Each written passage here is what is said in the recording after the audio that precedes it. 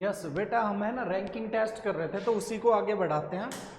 Ranking test का नया type देखते हैं, कंपैरिजन बेस्ड। इस टाइप का नाम है कंपैरिजन बेस्ड। क्या नाम है? Comparison based. तो इसमें बताना है हाइट वेट किसका ज्यादा है, ठीक है, कंपैरिजन करना है।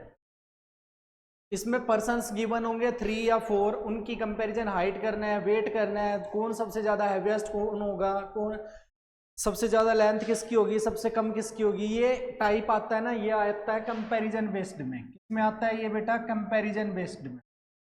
ये कंपैरिजन बेस्ड का टाइप है, इसको ध्यान से पढ़ के करना है हमें। कंपैरिजन बेस्ड, कंपेयर करना है एक पर्सन को दूसरे पर्सन के साथ।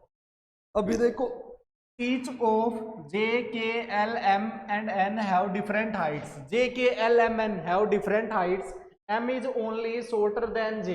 M किससे छोटा है? J से। M केवल J से छोटा है। Only का मतलब इधर होता है केवल, केवल J से छोटा है, केवल। K is not as tall as N and N is shorter than L. Who is the shortest of them? तो इन सब में सबसे छोटा कौन होगा? तो ये बताना है आपको, who is shortest of them, उन सब में सबसे छोटा कौन होगा। देखिएगा, सबसे पहला इनमें है ना, आपको सीक्वेंस लिखना है। J K L M N have different heights, M is shorter than only J. M किससे छोटा है? ओनली जे से छोटा है। तो जे सबसे ज्यादा, जे की हाइट सबसे ज्यादा होगी, जे से छोटा केवल एम है, और किसी से छोटा नहीं है। तो जे सबसे, हाइट है ना जे की सबसे ज्यादा होगी, जे केवल एम से छोटा है। M is only shorter than J, M केवल जे से छोटा है। K is not as tall as N, K उतना लंबा नहीं है जितना एन है। And N is shorter than L, N किससे छोटा है? एल से। एन छोटा हो गया एल से। ये निशान बेटा जिस तरफ मुंह खुला होगा ना, वो ग्रेटर देन को डिनोट करेगा। अब इसमें जे बड़ा है एम से और एल बड़ा है एन से। अब इन्होंने आगे बोला है K is not tall as N, K उतना लंबा नहीं है जितना एन है। तो के किससे भी छोटा हो जाएगा? एन से। तो के अब एन से भी छोटा हो गया। तो who is the shortest of them, तो अब इनमें बोला है कि सबसे छोटा कौन होगा। अब आप देखो, जे सबसे बड़ा, उसके बाद एम, फिर आ जाएगा एल, फिर एन और फिर के। तो इनका सीक्वेंस कैसे बनेगा बेटा? जे, उसके बाद एम, उसके बाद एल, एल के बाद बेटा एन, एल के बाद क्या बनेगा? एन, और एन के बाद क्या बनेगा? के। तो who is the shortest of them, तो सबसे शॉर्टेस्ट कौन आएगा? के, ठीक है। और सबसे ज्यादा हाइट किसकी है? वो जे की, ठीक है। फर्स्ट नंबर जे का है, सेकंड नंबर एम का है। इन्होंने बोला भी था M is only shorter than J, J से छोटा है। उसके बाद एल, एन और के। क्लियर हो गया होगा सबको। अगर बोलेगा मिडल पोजीशन किसकी है, तो मिडल में कौन आ रहा है? इधर एल, एल आएगा, ठीक है, एल। और सबसे शॉर्टेस्ट कौन आ रहा है बेटा? के। हमें इनके सीक्वेंस के अकॉर्डिंग लिखना है। और ये ग्रेटर देन का, जिस तरफ इनका मुंह है ना, ये दोनों टाइप के खुले होंगे तो इसको तो बोलते हैं ग्रेटर देन, और ऐसा मार्किंग होगी तो इसको बोलते हैं लेस देन।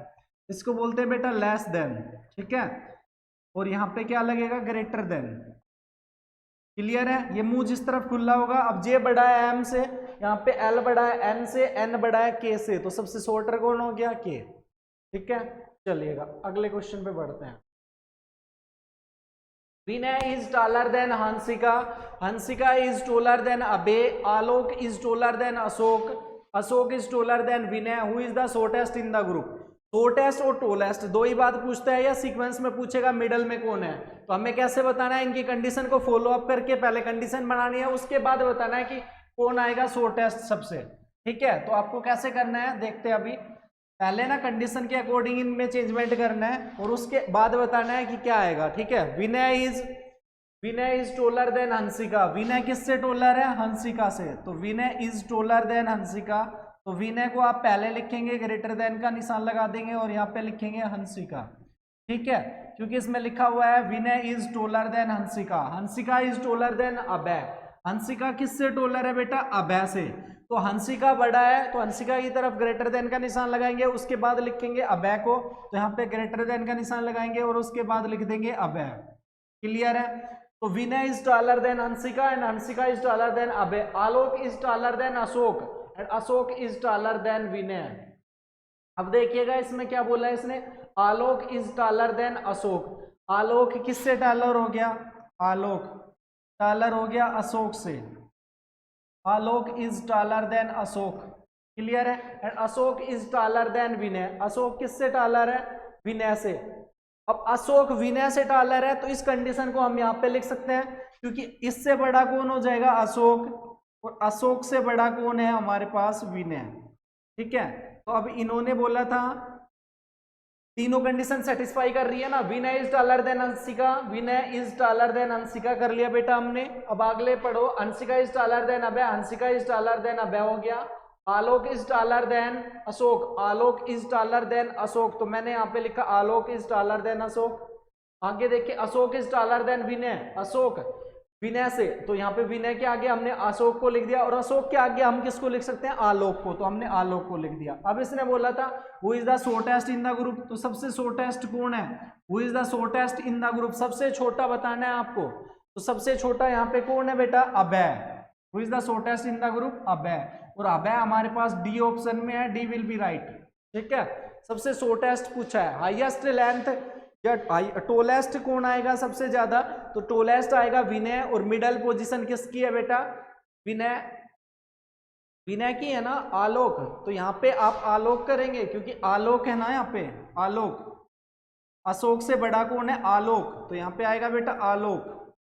क्लियर है, तो सबसे ज्यादा Alok, highest. Who is the shortest, shortest तो अभय ही आएगा। अगर टालेस्ट की बात करेंगे तो टालेस्ट आएगा सबसे ज्यादा आलोक, तो टालेस्ट आ जाएगा बेटा इसमें आलोक। क्लियर है, टालेस्ट आलोक एंड शॉर्टेस्ट आएगा अभय।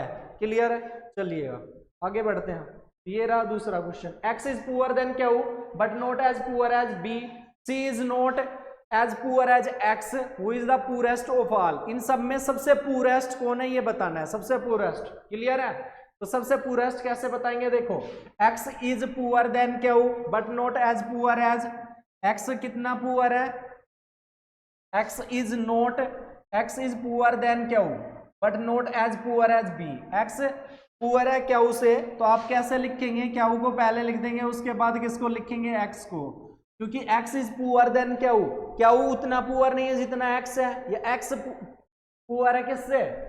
X is poor than Q, तो क्यू को पहले लिखेंगे, एक्स बाद में लिखेंगे। क्लियर है, but not as poor as B, परंतु उतना पुअर नहीं है जितना बी है, तो बी इससे भी ज्यादा गरीब है, बी एक्स से भी ज्यादा गरीब है। ठीक है, C is not as poor as X, C उतना पुअर नहीं है जितना एक्स है।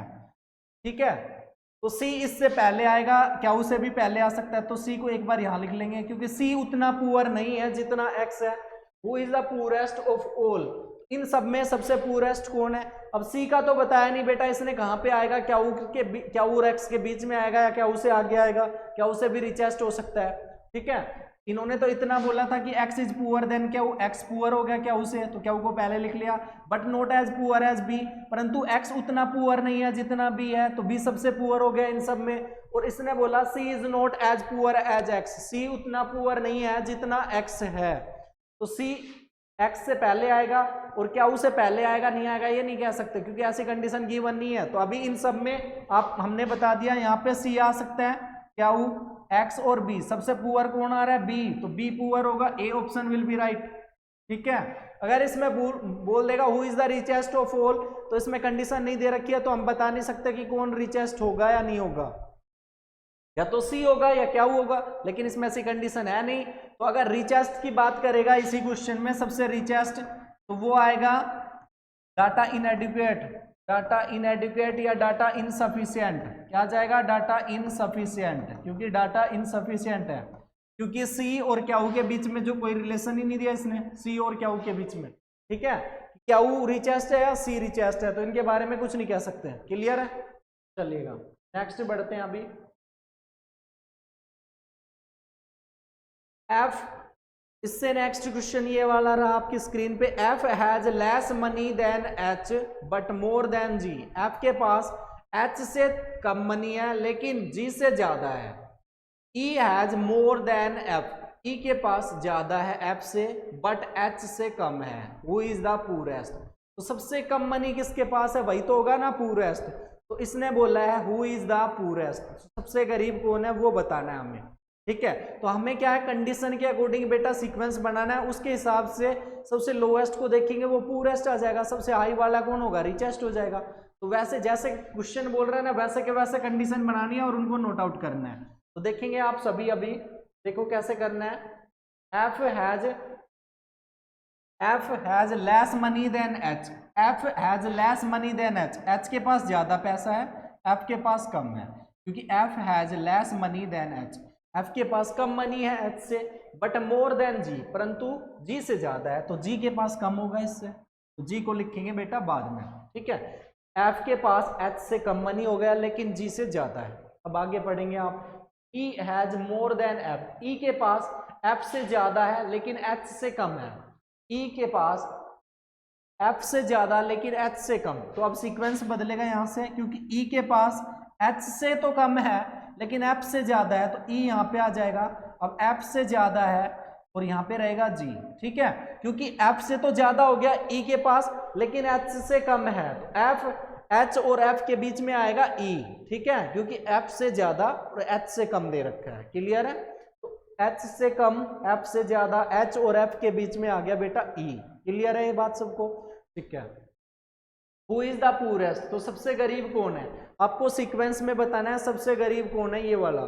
तो देखेंगे आप इधर सबसे रिचेस्ट पर्सन कौन है, एच, फिर सेकंड नंबर पे ई, फिर एफ और फिर जी, ठीक है। तो इसने बोला था हु इज द पुअरेस्ट, तो सबसे रिचेस्ट पर्सन तो हो गया एच, रिचेस्ट, इन सब में रिचेस्ट पर्सन कौन है, एच, और पुअरेस्ट आएगा जी, जो हमारे पास डी ऑप्शन में गिवन है, तो डी विल बी राइट। हमने कुछ नहीं किया, अगर कंपैरिजन बेस्ड का क्वेश्चन आता है तो सीक्वेंस पहले पढ़ना है, कंडीशन को लिखना है बोर्ड पे, और सबसे लास्ट में जो आएगा वो पुअरेस्ट हो जाएगा, सबसे स्टार्टिंग में जो आएगा वो रिचेस्ट हो जाएगा। तो टोलेस्ट कुछ है तो भी सबसे पहले जो आएगा वो टोलेस्ट हो जाएगा, शॉर्टर जो सबसे लास्ट में आएगा। कंडीशन को अच्छे तरीके से लिखना है, बस यही कॉन्सेप्ट है, जो भी कंडीशन दे रखी है उनको अच्छे से लिखना है आपको, ठीक है।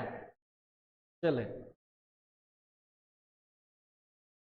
ये सब हो गया है ना, चलो ये वाला और कर लेते हैं। In a queue Sohan is 9th from last and Ramesh is 8th from front, Radha is between Sohan and Ramesh, find the minimum number of boys in the queue. अब इसने बोला है मिनिमम नंबर ऑफ बॉयज कितने होंगे, पहले रो को बना लेते हैं हम एक बार, फिर उसके बाद इस क्वेश्चन को समझते हैं कैसे करना है, ठीक है। तो देखते हैं एक बार, ये वाला स्टार्टिंग पॉइंट हो जाएगा। तो इसने बोला सोहन लास्ट से 9th पोजीशन है बेटा, सोहन की लास्ट से 9th पोजीशन है सोहन की, ये लास्ट हो गया, क्लियर है, और स्टार्टिंग पॉइंट ये हो गया स्टार्ट से, क्लियर है। तो स्टार्ट से करेंगे, रमेश की 8th पोजीशन है, तो 8th पोजीशन पे यहाँ पे कौन हो गया, रमेश, क्लियर है।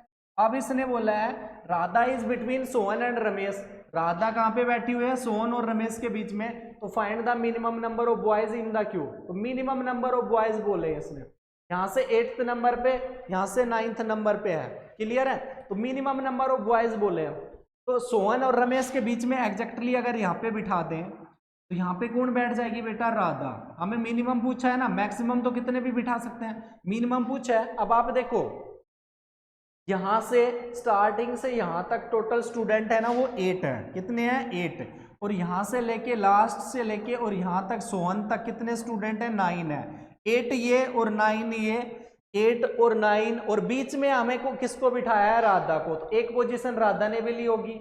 अब मिनिमम की बात की है इसने, तो 9 तो उधर से हो गए बेटा, 8 इधर से हो गए, बीच में एक अकेली राधा बैठी है, बीच में कौन बैठी है, एक अकेली राधा। अब इसने बोला है नंबर ऑफ बॉयज निकालने हैं इस क्यू में कितने हैं, find the minimum number of boys in the Q, ठीक है। तो अब देखो राधा बीच में बैठी है ना, Radha is between, find the minimum number of boys in the queue. अब देखो राधा बीच में बैठी है, अगर इसमें टोटल करें इनका मिनिमम नंबर ऑफ स्टूडेंट, या बॉयज की जगह स्टूडेंट भी कर सकते हैं, स्टूडेंट्स, ठीक है। अब देखो 8 यहाँ से, 9 वहां से, और एक राधा की position, 8 + 1 + 9, then answer will be 18, answer क्या आ जाएगा 18, और 18 हमारे पास बी ऑप्शन में दे रखा है, then B will be right, तो बी हो जाएगा इसका राइट। एक साइड से 8, एक साइड से 9, 8 और 9 17 और 1 राधा की पोजीशन को ऐड किया तो आ गया आंसर 18,